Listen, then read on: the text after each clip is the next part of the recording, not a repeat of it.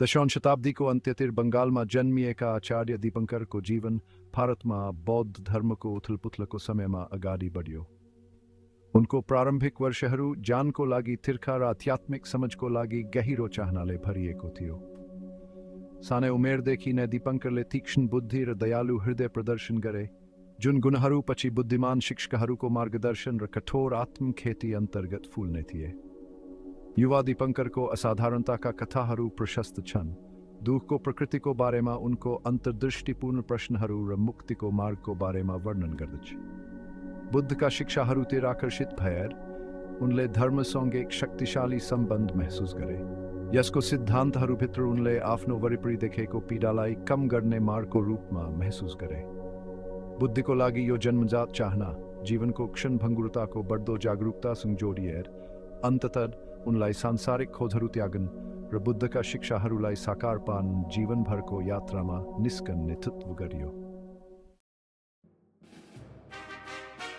ज्ञानको लागि अथक प्यासले प्रेरित भएर दीपङ्कर भारतीय उपमहाद्वीपमा तीर्थयात्रामा निस्के, बौद्ध दर्शन र ध्यानका प्रसिद्ध गुरुहरूको खोजीमा। उनको यात्राले उनलाई पुरातन शहरहरू र टाढाका आश्रमहरू हुँदै लगे, अनगिन्ती साधकहरूको पाइला पछ्याउँदै जसले पहिले यी बाटोहरू पार गरेका थिए। बाटोमा उनले बौद्ध परम्पराहरूको जीवन्त टेपेस्ट्रीको सामना गरे, प्रत्येकले धर्ममा अद्वितीय दृष्टिकोण प्रदान गर्दछ। उनले विद्वानहरूसँग जीवन्त बहसमा संलग्न भए, पुरातन धर्म ग्रन्थहरूमा डुबे र अभ्यासकर्ताहरूको पुस्ताहरू मार्फत पारित बुद्धिलाई आत्मसात गरे। यी भेटघाटहरू मार्फत बुद्धका शिक्षाहरूको बारेमा दीपङ्करको बुझाइ गहिरो भयो, विचारका भिन्न विद्यालयहरूको अन्तर सम्बन्ध प्रकट गर्दै। ज्ञानको लागि दीपङ्करको खोजीले उनलाई धेरै प्रमुख बौद्ध गुरुहरू अन्तर्गत अध्ययन गर्न नेतृत्व गर्यो। प्रत्येक आफ्नै हकमा एक प्रकाशमान थियो।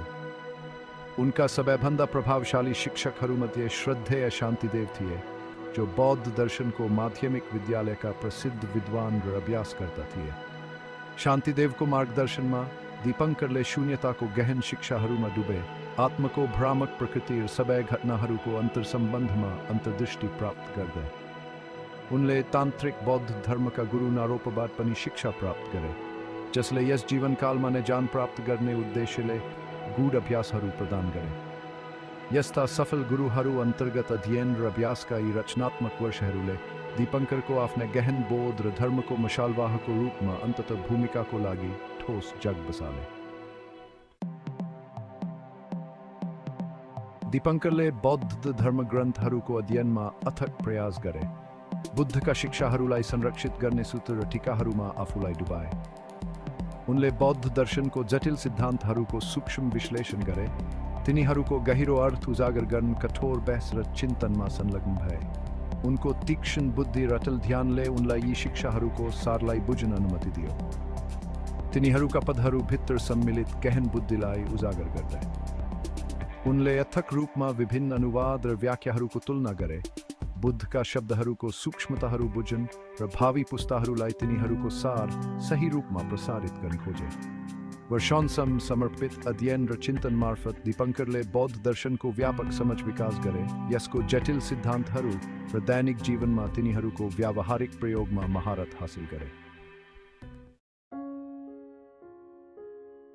खण्ड 5 अभ्यासको क्रूसिबल एकान्तवास र साक्षात्कार। दीपङ्करसँग उत्कृष्ट दिमाग थियो। उनले महसुस गरे कि साँचो समझ केवल बौद्धिक पराक्रमबाट मात्र होइन, तर ध्यान र सचेत जीवन मार्फत खेती गरिएको प्रत्यक्ष अनुभवबाट उत्पन्न हुन्छ। उनले हिमालयमा एकान्त रिट्रेटको विस्तारित अवधिमा निस्के, गहन ध्यान अभ्यासमा आफूलाई डुबाए। यी उच्च उचाइ आश्रमहरूको एकान्तमा दीपङ्करले आफ्नै दिमागको गहिराइको सामना गरे, सामना गर्दै र अन्ततः पीडादायी भावनाहरू र मानसिक अस्पष्टताहरूलाई पार गर्दै, जसले मुक्तिको मार्गलाई बादल गर्दछ। कठोर ध्यान र उनले यति लग्नशीलताका साथ अध्ययन गरेका शिक्षाहरूको प्रयोग मार्फत उनले बिस्तारै आत्मको भ्रमलाई मेटाए।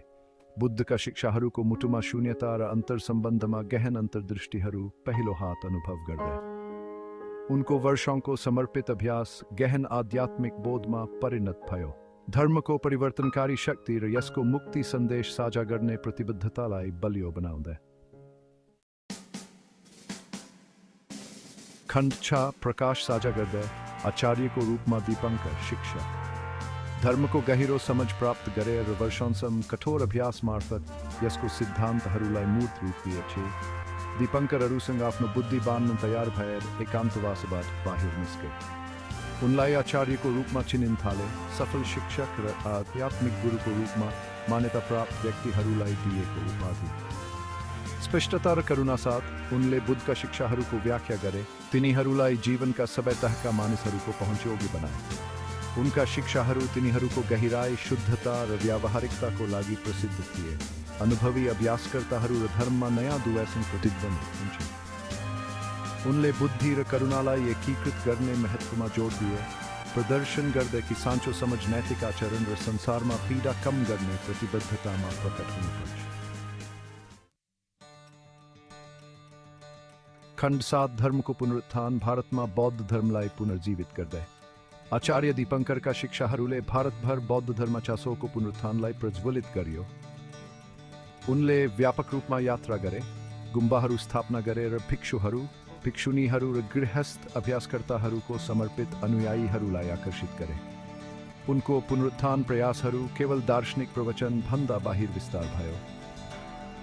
उनले सहायक समुदायहरू सिर्जना गर्ने महत्त्वलाई पहिचान गरे, जहाँ व्यक्तिहरू अध्ययन गर्न, ध्यान गर्न र जागृतिको मार्गमा एकअर्कालाई समर्थन गर्न भेला हुन सक्छन्।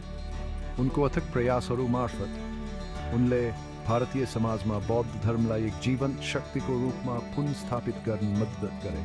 आउँदो पुस्ताहरूको लागि धर्मको निरन्तरता सुनिश्चित गर्दै उनका शिक्षाहरूले आध्यात्मिक शरण खोज्ने अनगिन्ती व्यक्तिहरूको लागि सान्त्वना, मार्गदर्शन र मुक्तिको मार्ग प्रदान गर्दै बौद्ध धर्मको प्रभाव कम भएको बेला प्रकाशको किरणको रूपमा काम गर्यो। खण्ड 8 दीपंकरको स्थायी विरासत बुद्धिका बीजहरू। आचार्य दीपंकरको प्रभाव उनको जीवनकाल भन्दा धेरै टाढासम्म फैलियो। उनका शिक्षाहरूले अनगिन्ती व्यक्तिहरूलाई प्रेरित गर्न जारी राखे। उनका विद्यार्थीहरू र उनले स्थापना गर्न मद्दत गरेका अभ्यासकर्ताहरूको वंशद्वारा अगाडि बढायो। बौद्ध दर्शनमाथिका उनका टिप्पणीहरू आवश्यक ग्रन्थहरू बने, धर्मको सूक्ष्मताहरूलाई संरक्षित गर्दै र पुस्ताहरूमा यसको सही प्रसारण सुनिश्चित गर्दै। यसबाहेक बुद्धि र करुणा बीचको अविभाज्य सम्बन्धमा उनको जोडले विश्वभरका बौद्ध समुदायहरू भित्रका रूपमा प्रतिध्वनित हुन जारी राखेको छ। उनको जीवन बुद्धका शिक्षाहरूको परिवर्तनकारी शक्ति र प्रत्येक व्यक्तिको लागि जागृतिको लागि आफ्नो जन्मजात क्षमता महसुस गर्ने क्षमताको प्रमाणको रूपमा काम गर्दछ। खण्ड 9 निष्कर्ष ज्ञानको प्रतिध्वनि। जिज्ञासु युवादेखि श्रद्धेय आध्यात्मिक गुरुसम्मको आचार्य दीपंकरको यात्राले बौद्ध मार्गको सारलाई समेट्छ। दुःखको निवारण र ज्ञानको प्राप्तिको लागि समर्पित अध्ययन, अभ्यास र सेवाको लागि आजीवन प्रतिबद्धता। धर्मको संरक्षण र प्रसारण गर्ने उनको अटल समर्पणले पतनको समयमा यसको अस्तित्व सुनिश्चित गर्यो, भावी पुस्ताहरूको लागि यसको उपलब्धता सुनिश्चित गर्दै। जब हामी उनको जीवन र शिक्षाहरूमाथि विचार गर्छौँ, हामी भित्रको मुक्ति क्षमतालाई महसुस गर्न र यसको फाइदाहरू सबै प्राणीहरूमा विस्तार गर्न सोधपुछ, करुणा र अटल समर्पणको भावना खेती गर्न प्रेरित हुन सकौँ।